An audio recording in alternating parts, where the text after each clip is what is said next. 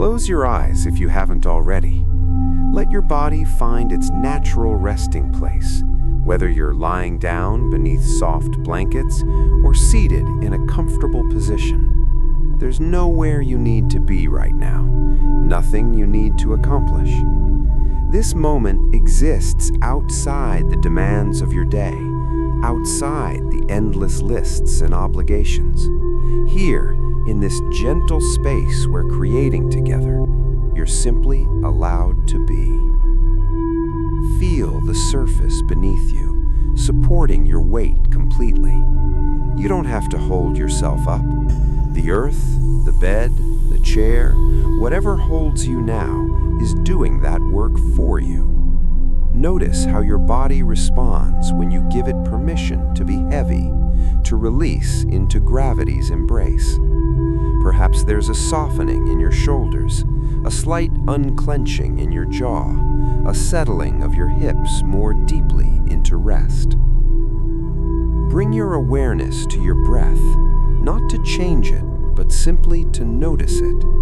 The breath that's been flowing through you since you entered this world, faithful and constant, asking nothing in return.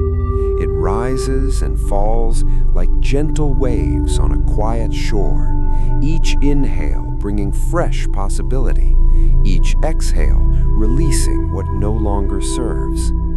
Let your breathing be exactly as it is, shallow or deep, quick or slow. There's no wrong way to breathe in this moment.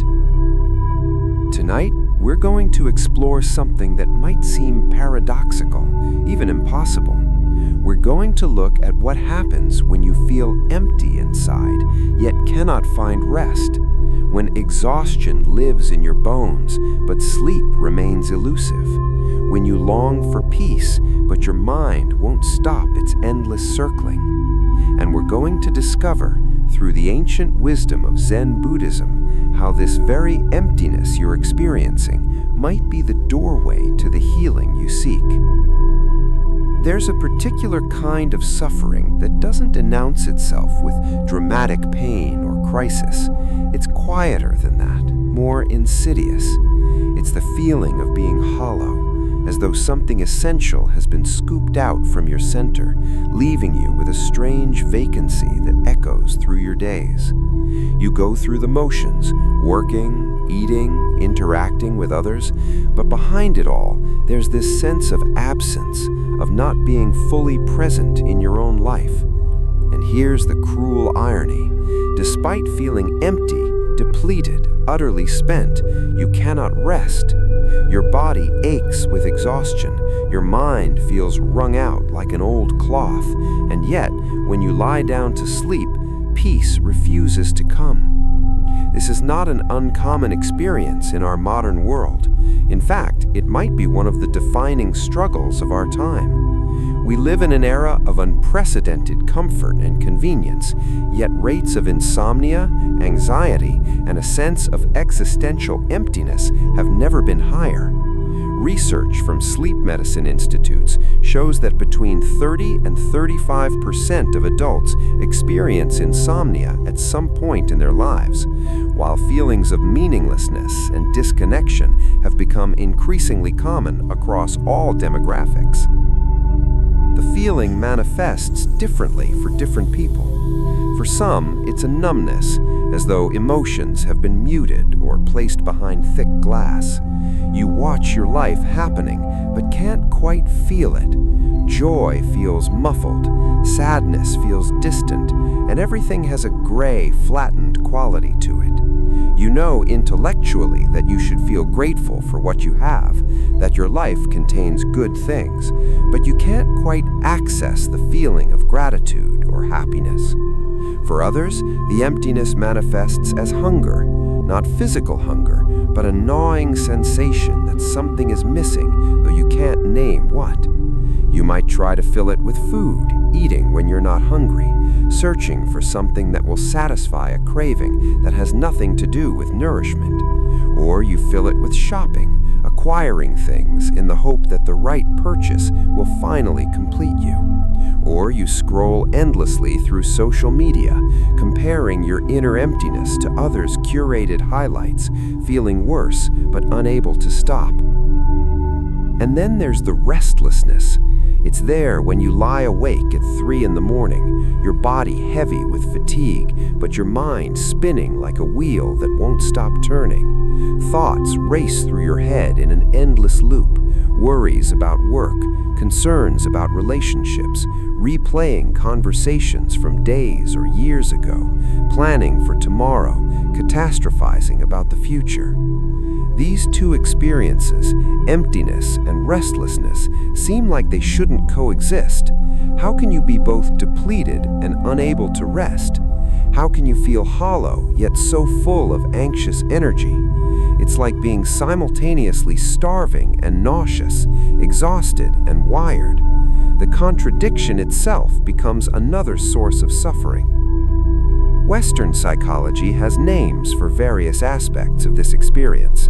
There's insomnia, anhedonia, dissociation, burnout, and what researchers call pathological emptiness. These frameworks can be helpful. They validate our experiences and point towards treatment approaches. But there's another way of understanding this combination of emptiness and restlessness, one from an ancient tradition much older than modern psychology. Zen Buddhism, which emerged over 1,500 years ago, has been exploring the nature of emptiness and the paradoxes of rest for centuries, and its insights speak directly to this modern malady. In Zen, the word for emptiness is ku in Japanese, from the Sanskrit sunyata. But here's where things get interesting. In Zen, emptiness is not a problem to be solved. It's not a symptom of something wrong with you. According to Zen teaching, emptiness is the fundamental nature of all reality. Everything is empty. Not empty in the sense of being hollow or depleted, but empty of any fixed, permanent, separate self-nature. This might sound abstract, and you might be thinking, that's nice, but I still feel terrible and can't sleep. Stay with me, because this understanding of emptiness, when experienced directly rather than just grasped intellectually, has the power to transform that hollow feeling from a curse into a doorway to the healing you seek. Now that we understand the problem we're working with, let's go deeper into what Zen actually means by emptiness and why this ancient teaching might hold the key to the healing you seek. Deep dive into the concept of sunyata, emptiness, explains how it differs from the hollow feeling, shows why understanding emptiness is liberating rather than devastating. When we hear the word emptiness in everyday conversation, our minds conjure images of lack, of absence, of something missing. An empty bank account means poverty. An empty stomach means hunger. An empty house after a loved one has gone means loneliness and grief. In our everyday language, emptiness is almost always negative, always something to avoid or remedy. So when Zen Buddhism places emptiness at the very center of its teaching, calling it the ultimate nature of reality and the key to liberation, it can seem not just confusing, but offensive. Why would anyone want to realize emptiness? Why would emptiness be liberating rather than devastating? The answer lies in understanding that Zen uses emptiness in a very specific way that's quite different from our ordinary usage. The Sanskrit word sunyata, translated as emptiness, doesn't mean that things don't exist. Mean things don't exist, or that reality is a void. Instead, it points to a particular quality of existence, that all phenomena are empty of inherent, independent, permanent existence. Nothing has a fixed essence that exists by itself, unchanging and separate from everything else. Everything, every experience, every person exists only in relationship, only in process, only in dependence on countless causes and conditions. As the ancient philosopher Nagarjuna taught, things are empty of themselves, but full of everything else. Everything is interconnected, interpenetrating, arising and passing away in an endless dance of mutual causation. Let's make this concrete. Consider your own body right now. Are these the same hands you had 10 years ago? Science tells us no. Every cell has been replaced multiple times over. The atoms composing your hands were once part of distant stars that exploded billions of years ago. They've been part of oceans, mountains, plants, other beings. They've passed through countless forms before becoming you for this brief moment, and they'll go on to become countless other forms after. Where does your body begin and the rest of the universe end? At your skin? But your skin is constantly shedding cells that become dust. You're breathing in oxygen just exhaled by trees, breathing out carbon dioxide those trees will use. The food you ate yesterday is literally becoming you today. The boundaries are porous, fluid, impossible to pin down precisely. Or consider a wave in the ocean, that classic Zen metaphor. We give it a name and can point to it, measure it, track its movement. It seems like a distinct, individual thing. But is it separate from the ocean? Can you take the wave out and have it remain a wave? The wave is nothing but a temporary pattern in the water, arising from wind, currents, the moon's pull. It has no independent existence. Yet the wave is undeniably real. It has real effects. It can be beautiful. It can knock you over. It can carry surfers. Its emptiness doesn't make it unreal. It just means it's not what we thought it was. This is what Zen means by emptiness, and this is why it's liberating rather than depressing. All our suffering comes from trying to grasp, to fix, to make permanent that which is by nature flowing, changing, interconnected. We suffer because we think we are separate selves, isolated and alone. We suffer because we try to hold pleasant experiences and push away unpleasant ones, as if we could freeze the river at the moments we like. We suffer because we construct rigid identities and then exhaust ourselves maintaining them. The realization of emptiness dissolves these sources of suffering, not because it makes us stop caring, but because it shows us that the self we've been defending so intensely is actually a process, not a thing. It's a verb masquerading as a noun, a flow we've frozen in our minds and called me. Now that we understand what Zen means by emptiness, let's explore how this relates to rest and why our efforts to force ourselves to relax always seem to backfire. Wu Wei and the paradox of effortless action. There's a famous Zen story about a student who came to a master and said, "I'm very eager to learn. How long will it take me to achieve enlightenment if I work very hard?" The master replied, 10 years. The student, disappointed, asked, "What if I work twice as hard?" The master said, 20 years. Confused, the student asked, "Why would it take longer if I work harder?" The master answered, "Because when you have one eye on the goal, you have only one eye on the path." This story points to something essential about rest and peace. They cannot be achieved through force or effort. The more you try to make yourself rest, the more elusive rest becomes. The harder you work at being peaceful, the more agitated you feel. This is the paradox that keeps so many of us trapped. The ancient Chinese concept of Wu Wei offers a different approach. Wu Wei, literally non-doing or not forcing, is central to both Taoism and Zen Buddhism, but it's easily misunderstood. It doesn't mean doing nothing or being lazy or passive. Instead, it refers to action that flows naturally without excessive force or striving, in harmony with the way things are. It's the art of accomplishing much by forcing nothing. Think of water flowing down a mountain.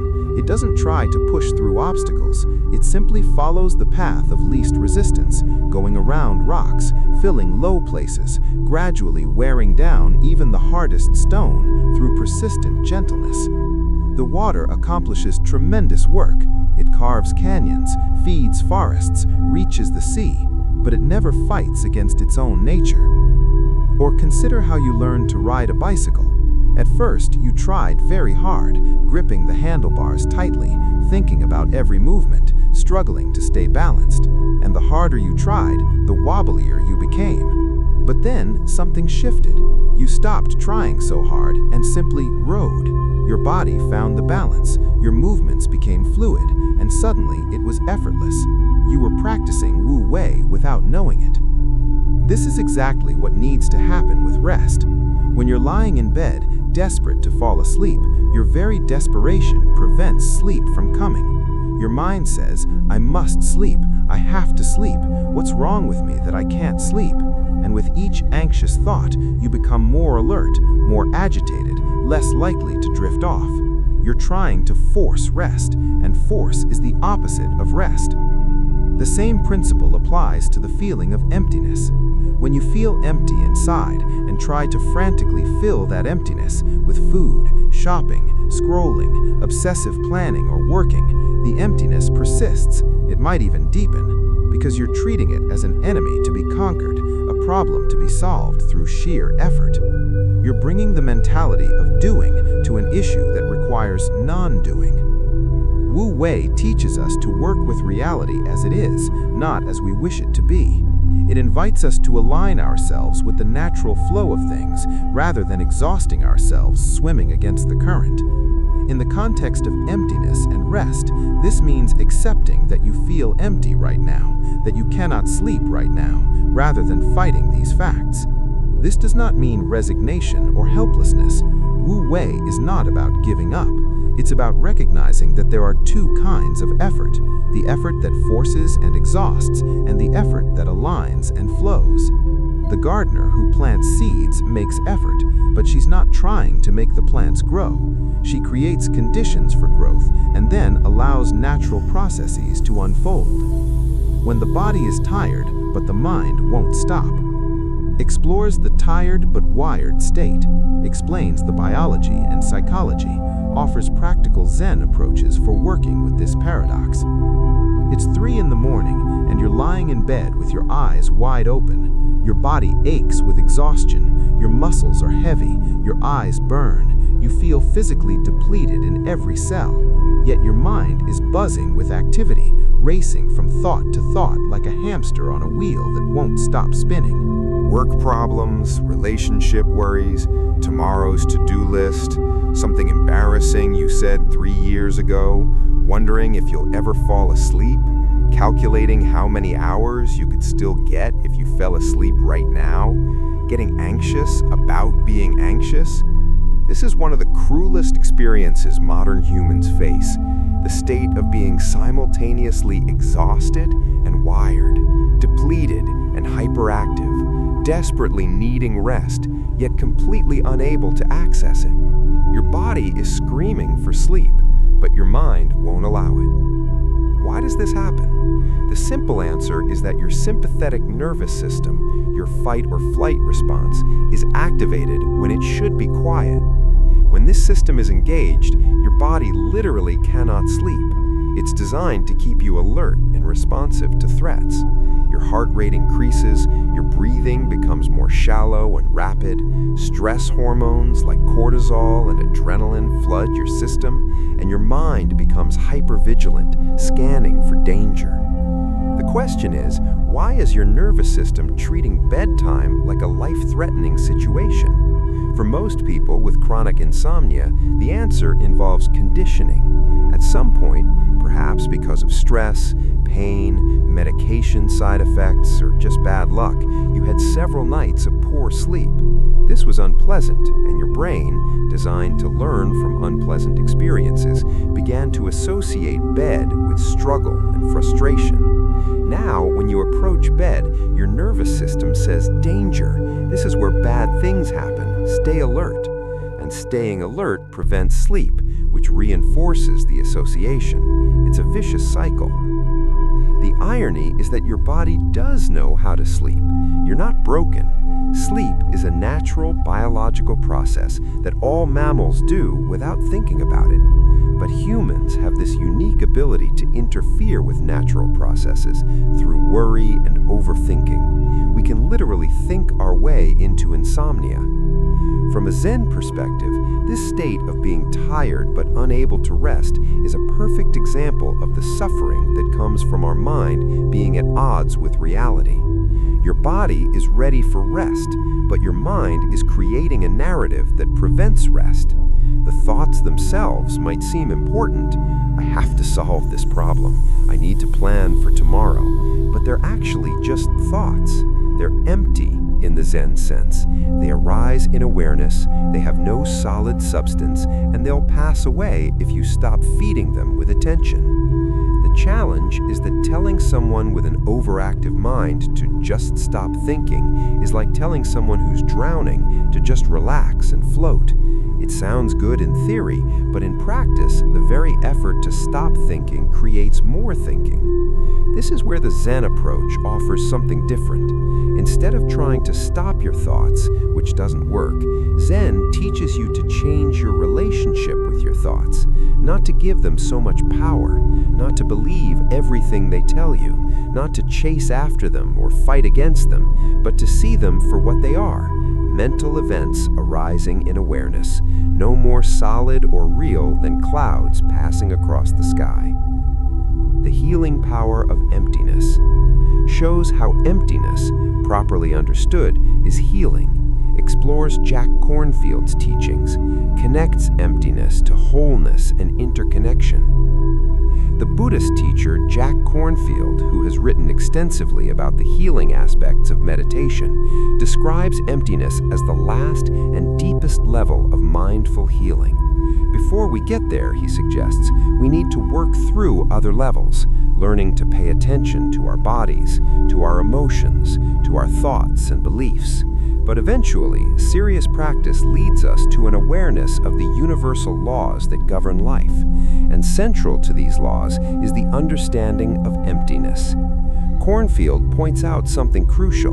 The understanding of emptiness needs to come through direct experience, not just intellectual comprehension. You can read about emptiness, think about emptiness, agree that it makes logical sense, and still not have touched the reality of it. It's like the difference between reading a menu and eating a meal. The words can describe the food beautifully, but they can't provide the nourishment or satisfaction of actually tasting it. So what does it mean to experience emptiness directly? It means sitting quietly and looking deeply at your own experience until you see through the illusion of a solid, separate self. It means noticing that thoughts arise unbidden, that they come and go like clouds, that you're not actually authoring them in any conscious way. Where did your next thought come from? If you were controlling your thoughts, you could choose to stop them. But try it. Try not to have any thoughts for even 60 seconds. You'll discover that thoughts appear on their own. The same is true of emotions. Did you decide to feel sad or anxious or frustrated? Or did these feelings arise in response to circumstances, colored by your history and conditioning, showing up whether you wanted them or not? And your body, you didn't design it. You don't consciously run its systems. Your heart beats, your food digests, your cells divide and die, all without any input from your conscious mind. So where is this self that you think you are? Where is it located? What is it made of? When you look for a solid, permanent self, you can't find one. Instead, you find a flowing stream of experiences, sensations, perceptions, feelings, thoughts, consciousness, all arising and passing away, all interconnected, all empty of any fixed essence. When you see this clearly, when you experience it directly rather than just thinking about it, something remarkable happens. The burden of maintaining and defending a separate self begins to lift. All the energy you've been using to prove your worth, to establish your identity, to protect yourself from perceived threats, to constantly monitor how you're doing, all of this exhausting work becomes less urgent. Kornfield uses a beautiful image. We arise like a wave out of the ocean of life, our tentative forms still one with the ocean. Some traditions call this ocean the Tao, the divine, the fertile void, the unborn. Out of it, our lives appear as reflections of the divine, as a movement or dance. emptiness of consciousness. The most profound healing comes when we sense this process, this life-giving emptiness. Think about what this means for the feeling of hollowness. That feeling arises from believing you should be full in a different way than you are, that you should be solid and complete and self-sufficient. But if your actual nature is like a wave, a temporary pattern in the vast ocean, then of course you're not a closed, separate entity. Of course you're porous, flowing, always changing. The sense of incompleteness is actually touching the truth of your interconnected nature. Understanding emptiness intellectually is one thing, experiencing it directly is another. Now let's explore the practice of Zazen, just sitting, the primary method Zen offers for touching this reality. Zazen and the practice of just sitting are at the heart of Zen Buddhism. This is how Zen practices come to face the fundamental questions of life and discover the direct experience of emptiness. Conceptually, and the primary method for this discovery is Zazen, seated meditation, the practice that sits at the very heart of Zen. The word Zazen simply means seated meditation in Japanese, but it's a particular kind of meditation, distinct from other Buddhist practices and from modern mindfulness techniques, though related to them. In Zen, meditation is not considered a means to an end. It's not something you do in order to become enlightened, or to reduce stress, or to improve your focus, or to achieve any particular goal. As the great Soto Zen teacher Dogen taught, Zazen is itself enlightenment. It's not a method for getting somewhere else. It's the expression of your already enlightened nature. This is hard for our achievement-oriented minds to grasp. We're used to doing things for a purpose. We exercise to get fit, we study to learn, we work to earn money. Everything has instrumental value. But Zazen, in its purest form, has no instrumental value. It's what Zen people call good for nothing. You're not sitting in order to accomplish anything. You're just sitting. This practice is called shikantaza in Soto Zen, which means just sitting or nothing but sitting. It's meditation without any object, without any technique, without any goal. You're not concentrating on your breath, though you might notice your breath. You're not visualizing anything. You're not repeating any mantra. You're not trying to stop your thoughts or empty your mind. You're just sitting, upright and alert, present with whatever arises. This might sound easy. How hard can it be to just sit? But of course, it's one of the most difficult things most people ever attempt. Because when you sit still without any distraction, without any agenda, you come face to face with yourself in a way that's usually quite uncomfortable. All the stuff you normally keep at bay with busyness, the anxiety, the boredom, the restlessness, the uncomfortable emotions, the endless stream of thoughts, all of it surfaces. This is exactly the point. Zazen is not about achieving peace by avoiding difficulty. It's about learning to be present with whatever is actually happening, whether it's comfortable or not. It's about discovering that you can sit with discomfort without it destroying you, that you can watch thoughts arise and pass without getting lost in them, that underneath all the surface agitation, there's a deeper stillness that's always available. Let's talk about the actual practice. Traditional Zazen is done sitting on the floor on a cushion called a zafu, with legs crossed in some variation of lotus position. But this isn't essential, especially for Westerners not used to sitting on the floor. You can sit in a chair, and this is perfectly legitimate Zazen. The important thing is that your spine is upright, your posture is stable and alert, and you're not slouched or leaning back. Your hands form the cosmic mudra, left hand resting in right hand, palms up, thumbs lightly touching to form an oval. This mudra rests in your lap against your lower belly. Your shoulders are relaxed, your chin is slightly tucked, your gaze is lowered toward the floor about 3 to 4 feet in front of you. And this is important. In Zazen, you keep your eyes open, not wide open, but softly open, gaze unfocused. Keeping them gently open helps you stay grounded in the present moment rather than getting lost in inner worlds. Your breathing is natural, through your nose. You're not controlling your breath.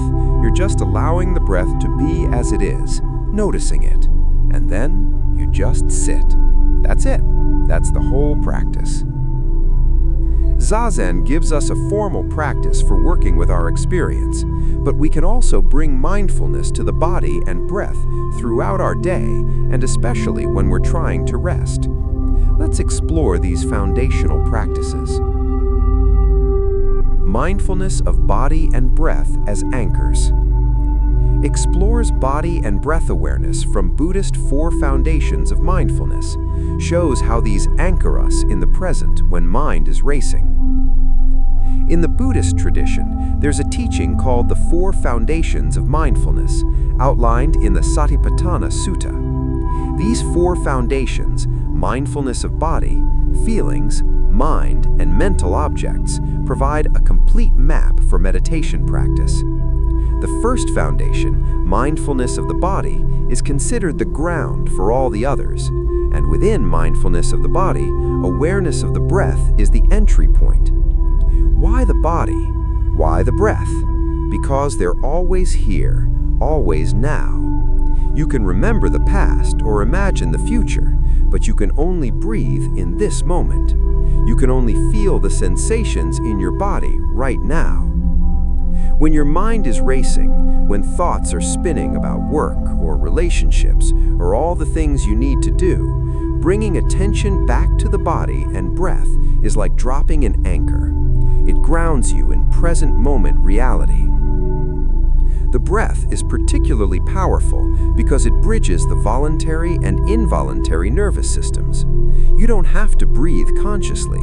Your body breathes automatically, even while you sleep.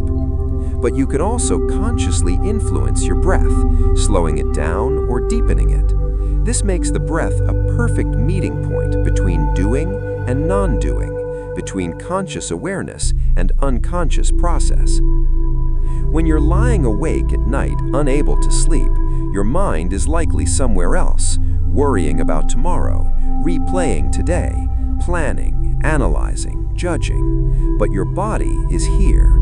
Your breath is here. By bringing attention to these immediate physical realities, you pull yourself out of the thought stream and into the only moment where rest is actually possible, this one. Let's explore some specific practices. The simplest breath awareness is just noticing the natural rhythm of breathing, not trying to breathe in any special way, not making the breath deeper or slower, just observing it as it is. You might notice the cool air entering your nostrils, the gentle expansion of your chest or belly, the slight pause at the top of the inhale, the warm air flowing out, the settling at the bottom of the exhale. If it helps to focus your attention, you can count your breaths. Inhale 1, exhale 2, inhale 3, exhale 4. Continue up to 10, then start over. When you notice your mind has wandered, and it will constantly, you simply return to 1 and begin again. This isn't a test you can fail. The point isn't to count perfectly. The point is to notice when you've been lost in thought and to gently return your attention to the breath. Another powerful practice is the body scan. This involves systematically bringing awareness to different parts of your body, usually starting at your toes and moving upward, or starting at the crown of your head and moving downward. As you bring attention to each area, you simply notice what sensations are present, not trying to change anything, not judging what you find, just observing. When we're anxious or unable to sleep, we often carry tremendous tension in our bodies without realizing it. Our shoulders are hunched, our jaw is clenched, our belly is tight.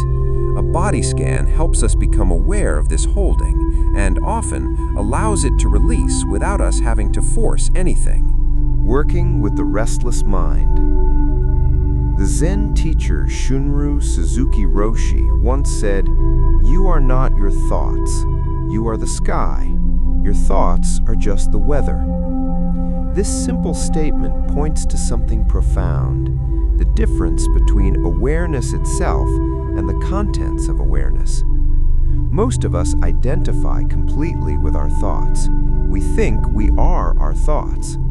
When a thought says, "I'm not good enough," we believe it as an absolute truth about ourselves. When a thought says, "I'll never be able to sleep," we take it as a prediction of inevitable reality. But thoughts are just mental events. They arise in awareness, they exist for a moment, and they pass away. If you sit quietly and simply observe your mind, you'll notice that thoughts appear unbidden, hang around for a while, and then dissolve, only to be replaced by other thoughts.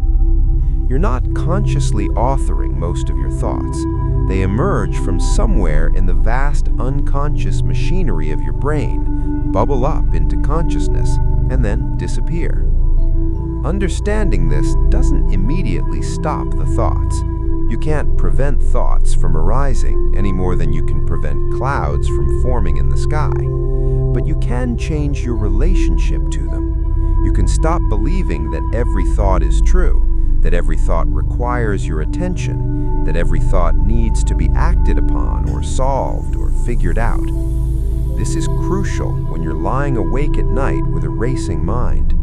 The thoughts themselves aren't the problem. The problem is your relationship to the thoughts, taking them seriously, engaging with them, trying to solve the problems they present, arguing with them, or trying to suppress them. Zen offers a different approach. Simply watch the thoughts. Notice them arising. Notice them passing away. You're not trying to stop them. You're not trying to empty your mind. You're just observing the process of thinking the way you might watch leaves floating down a stream. When a thought appears, "I have so much to do tomorrow," you can mentally note it, planning thought. The thought doesn't need to be engaged with or solved right now. You're just observing. Oh, there's a planning thought. Another thought appears, "Why can't I sleep like normal people?" And you note self-criticism thought. You're not arguing with the thought or trying to replace it with a positive thought. You're just observing the mental weather. This takes practice. The habit of engaging with every thought, believing every thought, is deeply ingrained. Your mind will trick you 1,000 times, pulling you into thought streams before you realize what's happening. That's okay. The practice isn't about never getting lost in thought. It's about noticing when you've been lost and gently returning to the observer position. Think of it like training a puppy. The puppy wanders off. You call it back. It wanders off again. You call it back again. You don't yell at the puppy or punish it for being a puppy. You just patiently, gently, repeatedly call it back. Your attention is that puppy. It will wander into thought. Your job is just to notice and gently return to the breath, to the body, to the simple awareness of being here now. Compassion for the empty self explores metta, loving kindness, self-compassion practices, and the 4 Brahma Viras as healing responses to emptiness and exhaustion. There's a particular cruelty in how we often treat ourselves when we're suffering. When we feel empty, exhausted, unable to rest, our inner voice frequently becomes harsh and critical. What's wrong with you? Why can't you just relax like everyone else? You're so weak. Pull yourself together. Stop being so pathetic. We direct this vitriol at ourselves constantly, especially when we're struggling most. The Buddha taught that hatred never ceases by hatred, but by love alone is healed. This applies not just to our relationships with others, but to our relationship with ourselves. The emptiness you feel, the restlessness that won't let you sleep, the exhaustion that weighs your bones, all of this is suffering. And suffering calls for compassion, not criticism, kindness, not contempt. In Buddhist practice, there's a formal cultivation of compassion called metta, often translated as loving kindness. Metta meditation involves deliberately generating feelings of goodwill, first toward yourself, then gradually extending outward to loved ones, neutral people, difficult people, and eventually all beings everywhere. But it begins with yourself, and this is crucial. You cannot genuinely offer compassion to others if you're withholding it from yourself. The traditional metta practice uses phrases repeated silently while sitting in meditation. The classic phrases are, "May I be safe," "May I be healthy," "May I be happy," "May I live with ease." You don't have to use these exact words. What matters is the intention behind them, the genuine wish for your own well-being. This might feel awkward or even impossible at first. When you're consumed by self-criticism, when you believe on some level that you don't deserve kindness, offering these gentle wishes can bring up resistance, discomfort, even grief. You might notice how rarely you actually wish yourself well, how much of your inner dialogue is about what you need to fix, improve, or change about yourself. Stay with it anyway. The practice isn't about making yourself feel warm and fuzzy immediately. It's about training your mind in a different direction, planting seeds of self-kindness that will gradually take root. Each time you repeat these phrases, even if they feel hollow or you don't believe them, you're working against years of conditioning that taught you to be your own worst critic. When you're lying awake at night, exhausted but unable to sleep, this is a perfect time for metta practice.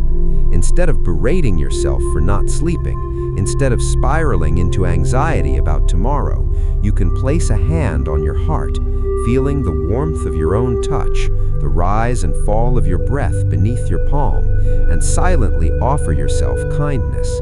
May I be at peace with this wakefulness. May I be gentle with my struggle. May I remember that I'm doing my best. May I rest in whatever way is available to me now. The words matter less than the quality of attention you're bringing, tender, patient, caring. You're meeting yourself in your difficulty the way a loving parent would meet a child who's overtired and melting down, not with irritation or demands that they snap out of it, but with understanding, with patience, with the recognition that they're having a hard time and need support. The 4 Brahaviharas, or divine abodes, expand this practice of the heart. In addition to metta, loving kindness, there's karuna, compassion, the wish for suffering to end, mudita, sympathetic joy, happiness at others' happiness, and upekkha, equanimity, balanced acceptance. Together, these 4 qualities create a complete response to suffering. Compassion, karuna, is what you feel when you witness pain and want it to cease. This includes your own pain. When you feel that hollow emptiness, when exhaustion weighs you down, compassion says, "This is hard, this is suffering, may it ease, may healing come." Not trying to force the pain away, but acknowledging it with care. Sympathetic joy, mudita, might seem irrelevant when you're suffering, but it's actually medicine for emptiness. When we feel hollow, we often fall into envy, comparing ourselves unfavorably to others who seem to have what we lack. Mudita practice counters this by deliberately cultivating happiness at others' good fortune. May your joy increase. May your happiness continue. This opens the heart rather than constricting it in bitterness. Equanimity, upekkha, is the capacity to remain centered and balanced even in the midst of difficulty. It's not indifference or not caring. It's caring deeply while also recognizing that you cannot control everything, that some suffering is part of being human, that you can hold your experience with spacious acceptance rather than tight grasping or pushing away. When you bring these 4 qualities to your experience of emptiness and restlessness, something shifts. You're no longer at war with yourself. You're holding yourself with compassion instead of contempt, meeting your pain with kindness instead of criticism. The interconnected web of all things. explores Indra's net metaphor, interdependence, interbeing, shows how recognizing our connection to everything dissolves the loneliness of the separate self. There's an ancient Buddhist metaphor called Indra's net. Imagine an infinite net stretching in all directions throughout the universe. At every intersection of the net's threads, there's a perfectly reflective jewel. Each jewel reflects all the other jewels in the entire net. And since each jewel is reflecting all the others, and those reflections contain reflections of all the others, there's an infinite mirroring, an endless interpenetration of everything with everything else. You are one of those jewels. Everything you've ever experienced, everything you are, reflects the whole universe. And the whole universe contains you, reflects you, is intimately connected with you. Nothing exists in isolation. Everything arises in relationship. This isn't just a pretty metaphor. It's the actual nature of reality, as understood through deep meditation and confirmed by modern science. The physicist and philosopher David Bohm spoke of the implicate order, an underlying wholeness in which everything is enfolded into everything else. The boundaries we draw between things are conventional, useful for navigation, but not ultimately real. Think about a single breath. Where did the oxygen come from? From trees, algae, photosynthetic bacteria? Those organisms took in carbon dioxide and water and sunlight and produced the oxygen you're breathing right now. That carbon dioxide came from other breathing beings, humans, animals. The sunlight traveled 93 million miles from the sun, which formed from the collapse of earlier stars, which formed from the hydrogen created in the Big Bang. So in a single breath, you're connected to trees outside your window, to ancient bacteria in the ocean, to your ancestors who breathed the same air, to the sun, to dying stars, to the origin of the universe itself. You're not separate from any of this. You're intimately woven into the fabric of all existence. Or consider your body. As we explored earlier, the atoms that make up your physical form have been part of countless other forms. The calcium in your bones was forged in the heart of an exploding star. The iron in your blood was created in stellar fusion billions of years ago.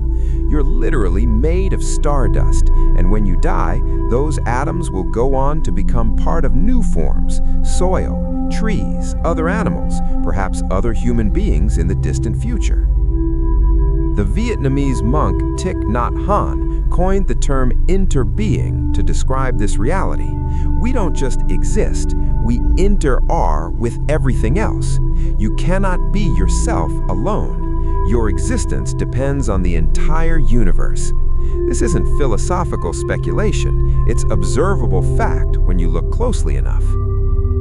The sense of being a separate, isolated self is the fundamental illusion, the root of all suffering, according to Buddhist teaching. When you believe you're separate, you feel alone, vulnerable, incomplete. You feel like you need to defend yourself against a hostile world. You feel empty because you've cut yourself off from the wholeness that you actually are.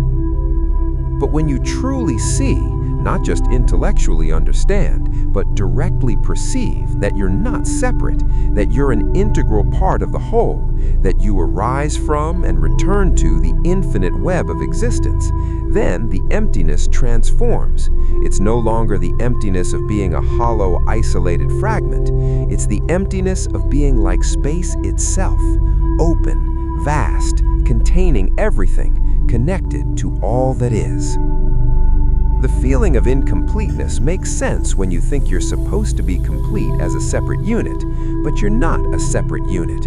You're a wave in the ocean, a note in an infinite symphony, a word in an endless story. Of course you feel incomplete if you forget the ocean, the music, the story.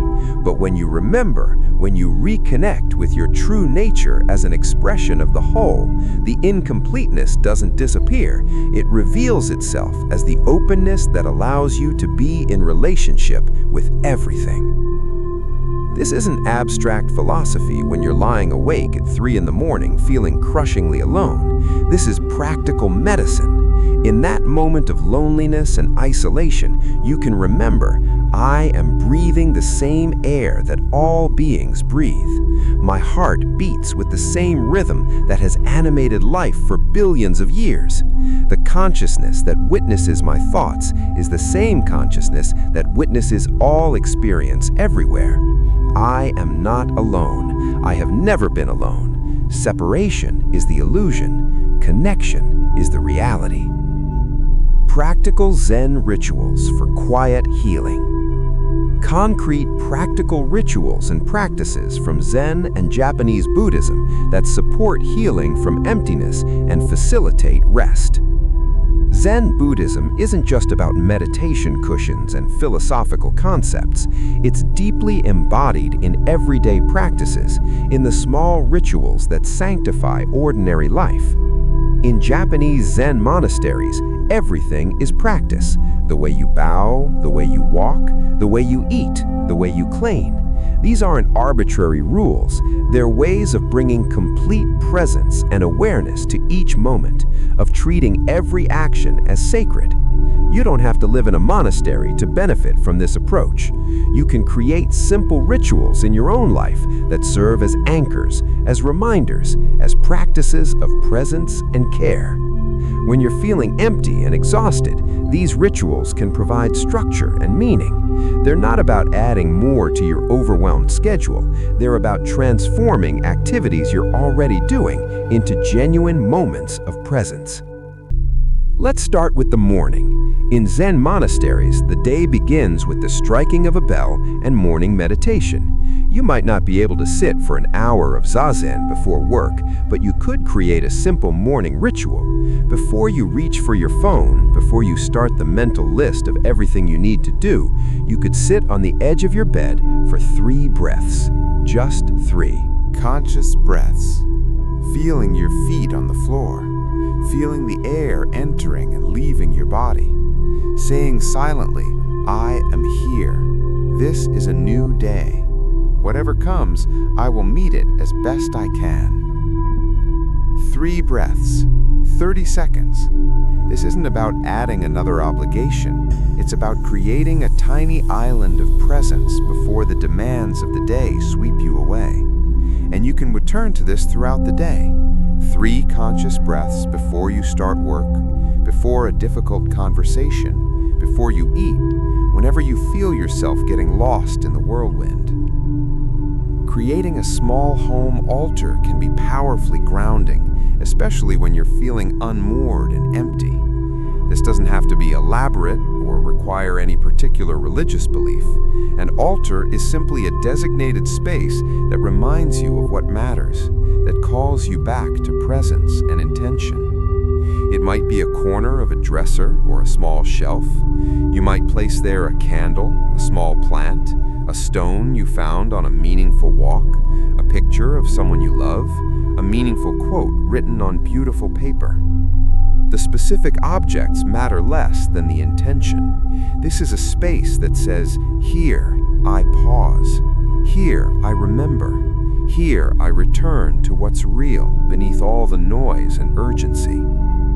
When you're overwhelmed and can't sleep, you might come to this altar, light the candle, sit for a few minutes in the gentle light, not to pray necessarily, unless that resonates with you, just to be, to let the flame remind you that there's a still center even in the midst of chaos, to let this small ritual say, I am caring for myself, I am creating sacred space in my life, I matter enough to do this.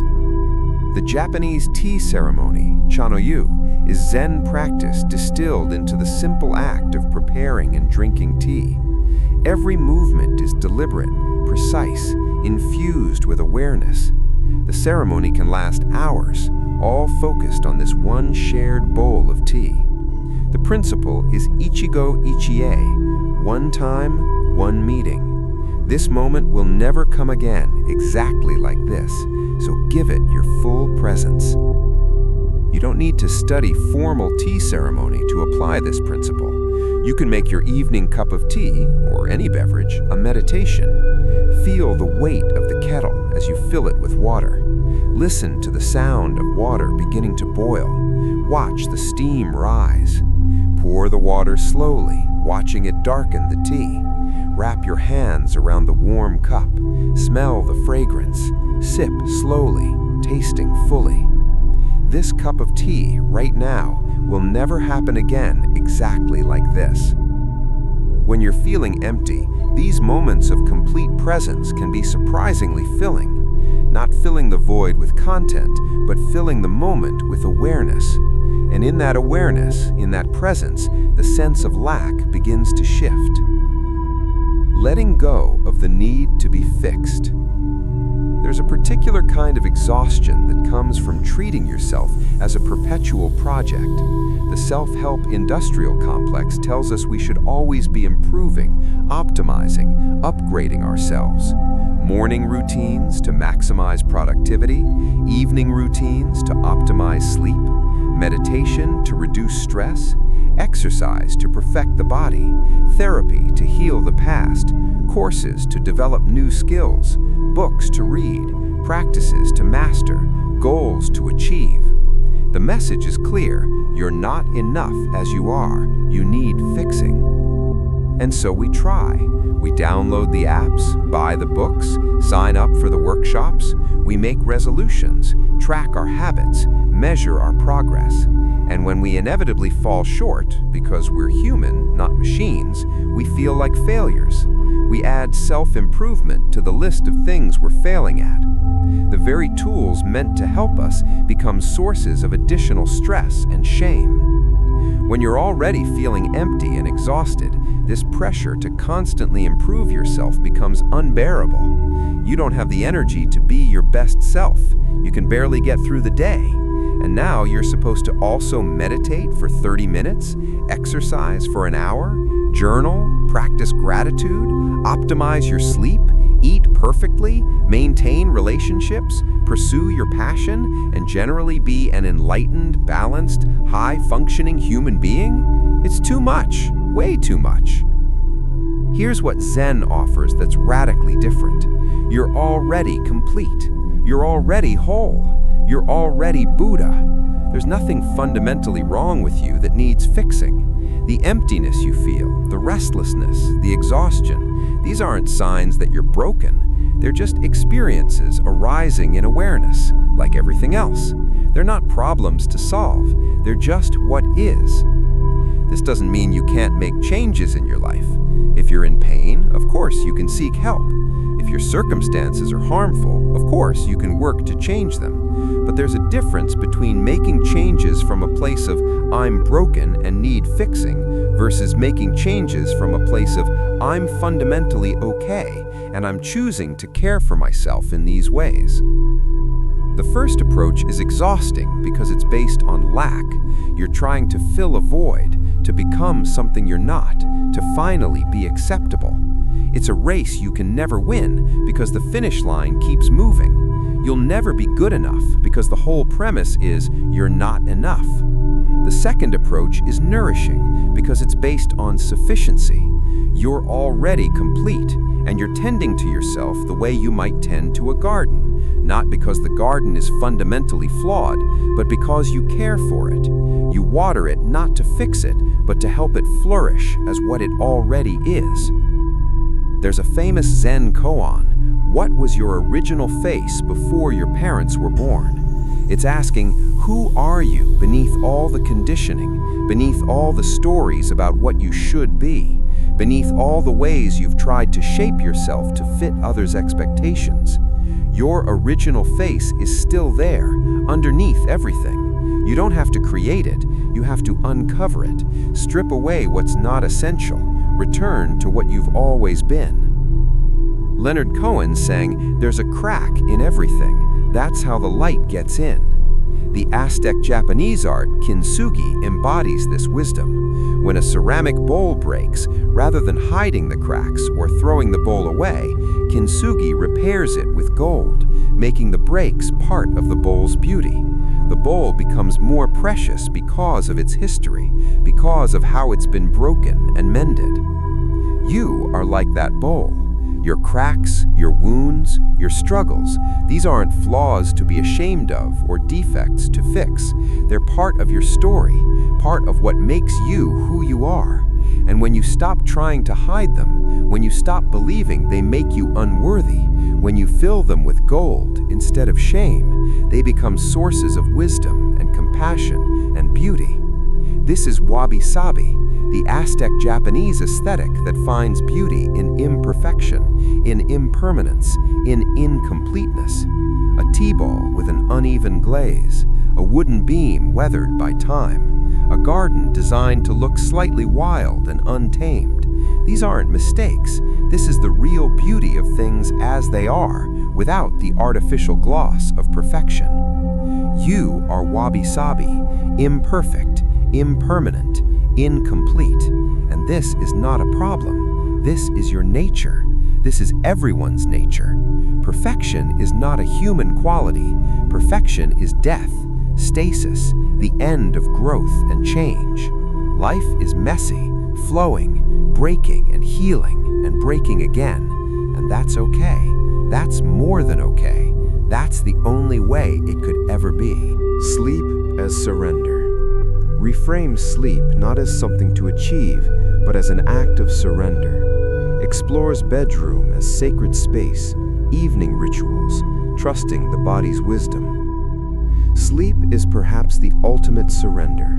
When you fall asleep, you let go of conscious control. You stop monitoring, stop planning, stop managing your experience. You release into the unknown darkness, trusting that you'll emerge on the other side. For those of us who struggle with control, who believe we must always be vigilant, who fear what happens when we let our guard down, sleep can feel threatening. This is part of why insomnia persists. The word surrender has negative connotations in our culture. It sounds like defeat, like giving up, like weakness. We're taught to fight, to persist, to never surrender. But surrender in the spiritual sense isn't defeat. It's release. It's the recognition that some things can't be controlled, that trying to control them only creates suffering, and that there's actually profound relief in letting go. Every night, sleep asks you to surrender. It asks you to release your grip on the day, to stop trying to solve every problem, to trust that the world will keep turning while you're unconscious. It asks you to stop managing your experience and allow your body to take over, to trust in processes that have been working for millions of years, long before you develop the capacity to worry about them. But we resist this surrender. We lie in bed with our minds still spinning, still trying to control, still monitoring. Am I falling asleep yet? How about now? What if I don't fall asleep? I need to make myself relax, try harder to let go. And of course, trying to let go isn't letting go at all. It's just another form of control masquerading as surrender. True surrender means accepting that you might not sleep. It means lying in bed without the demand that sleep must happen. It means being okay with wakefulness if that's what arises. Paradoxically, it's often when we genuinely stop caring whether we sleep, when we're truly okay with just resting in bed, breathing, allowing our body to be supported, that sleep finally comes. Not because we tricked our mind, but because we genuinely released the outcome. This is Wu Wei applied to sleep. You create the conditions: dark room, cool temperature, comfortable bed, relaxed body, and then you get out of the way. You trust, you surrender, you allow. If sleep comes, wonderful. If it doesn't, you rest in the allowing. Your bedroom can become a sacred space, a temple of rest, a place that reminds you it's safe to let go. Not through elaborate decoration, but through intention. When you enter your bedroom, you're crossing a threshold from the doing world into the being world. The concerns of the day stay outside. Here you release. Here you surrender. Here you trust. This might mean simple rituals. Changing into sleepwear becomes a conscious transition. I'm taking off my daytime identity and putting on my nighttime being. Dimming the lights signals to your body and mind that the active part of the day is ending. Drawing the curtains creates a boundary, a container for rest. Lighting a candle for a few moments before bed and then extinguishing it. Practicing letting go, releasing the day into darkness. These small acts matter more than they seem. They're not superstitions. They're ways of training your nervous system to recognize it's safe now to let down. It's time now to release.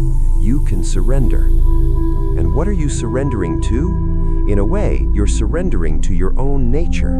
Your body knows how to sleep. It's done it thousands of times. Your conscious mind might not know how to fall asleep. The more you try to figure it out, the more elusive it becomes. But your body holds ancient wisdom. Every cell knows about cycles of activity and rest, about the ebb and flow of energy.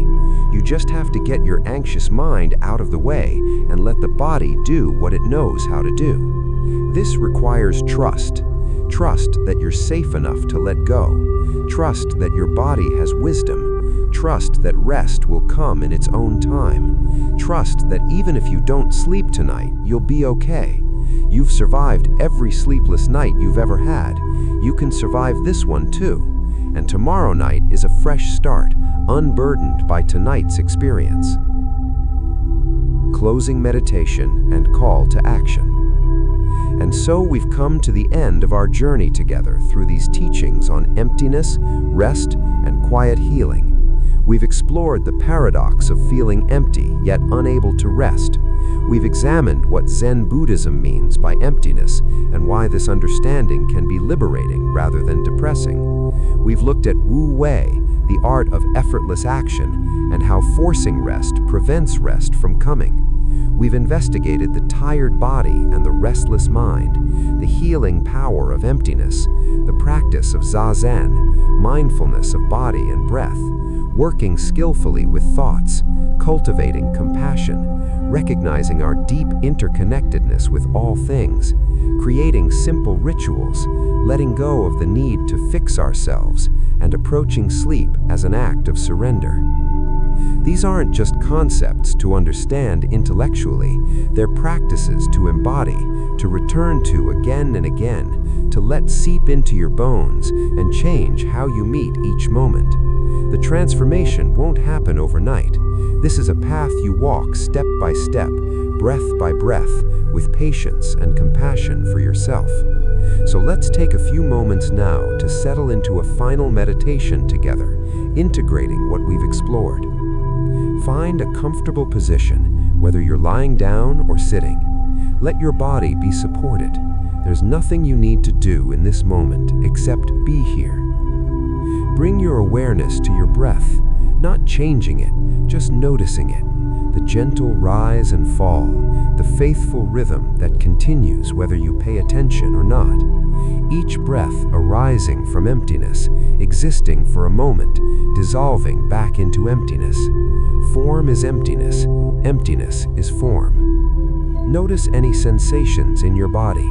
Maybe there's tension, maybe there's softness, maybe there's discomfort, maybe there's ease. Whatever is here is okay. You don't need to fix anything. Just witness what is with gentle acceptance. If thoughts are present, and they likely are, just notice them. Clouds passing through the sky of awareness. You are not your thoughts. You are the vast sky that can hold all weather without being disturbed by it. Place a hand on your heart if that feels comfortable. Feel the warmth of your own touch. Feel your chest rising and falling beneath your palm, and silently offer yourself some kindness. May I be at peace. May I accept myself as I am. May I rest in whatever way is available to me. May I remember my deep connection to all that is. Recognize that in this moment, you're not separate from anything. The air you're breathing has been breathed by countless beings. The atoms in your body are ancient beyond measure. You're woven into the fabric of the universe. You belong here. You've always belonged here. and notice that beneath all the thoughts, beneath all the restlessness, beneath all the feelings of emptiness, there's a deep stillness, an awareness that's always present, always peaceful, always here. This is your true nature. This is what you are beneath all the noise and struggle. This stillness is always available, always waiting for you to remember it.